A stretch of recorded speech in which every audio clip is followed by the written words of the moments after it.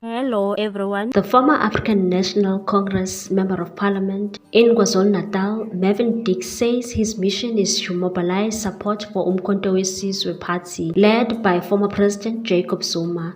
This was after the ANC in the province expelled Dix after he ditched it to join the MK party.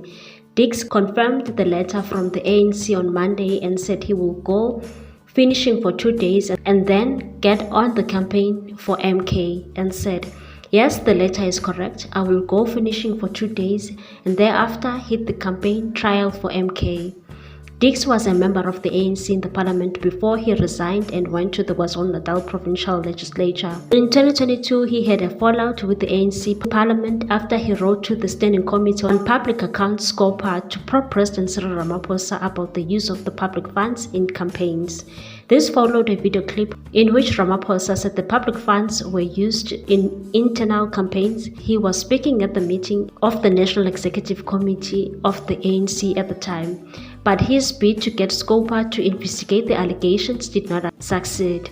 This was after Ramaphosa explained to the committee that the matters were already in the public domain.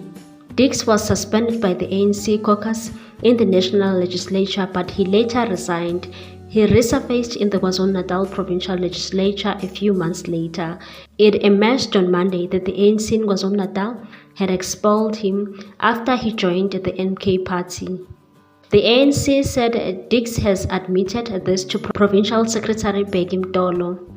Dix said he will mobilize support for the MK party and said, "My only mission now is to mobilize votes for MK. I will not speak about any other political party." Dolo said a few weeks ago they were investigating a number of members who had joined the MK party. Zuma was suspended by the ANC early this year over his association with the MK.